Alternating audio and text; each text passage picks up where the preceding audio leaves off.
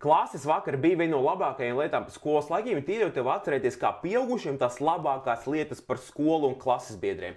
Un jāpiebilst, man nesen 26 gadi palika, kas nozīmē, ka esmu tuvāk 30 nekā 20, kas nozīmē, ka es esmu certificēts ciema angs. Skola vispār citā gadsimtā principā varēja būt notikusi, bet tas nemaina faktu, ka skolas laiki, kuri man bija, ir palikuši labās atmiņās, it īpaši klases vakariem, jo tie deva tādu labu, patīkamu atmiņu pie kā pieķerties. Un labākais klases vakars man šeit no visiem bija pats pēdējais. Tas bija 12. klases beigās, tad, kad visi bija atestātus saņēmuši, visi bija forši, nākotne bija uz priekšu un problēma nekāda vēl nebija. Un mēs devāmies pie vecā klasbiedra, viņiem tur bija fantastisks lauka īpašums, kur tur bija pirts, bija baļa, bija angārs, kur mūzika skanēja, vienkārši visi varēja izpausties un justies brīvi. Un labākā daļa par to visu bija tas, ka vienkārši visi atslāba, ka nebija skolas ietvaros, nebija stresi, pārndu, nekas. Vienkārši turēja pavadīt laiku klasbiedriem un saprast.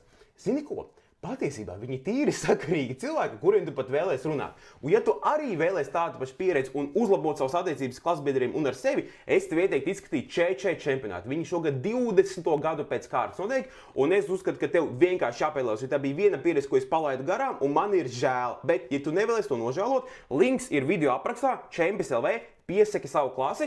Ja nemaldos, visas klases no 6. līdz 12. pareizu informāciju pievienošu aprakstā, bet, ja tu esi jaunietis, tu gribi piedalīties, pavadīt labu laiku ar sevi, klasbiedriem, izrauties no skolas ārā un telefonu nolikt malā, jo tas 6-7 jokes tāpat paliks tajā telefonā. Piesakies Čempis.lv, es domāju, ka tu nenožēlos, un atceries, lielākie zaudētāji tie, kas neņem risku, tā kā piesakies, un visdrīzāk atklās kaut ko ļoti jaunu labu par saviem klasbiedriem.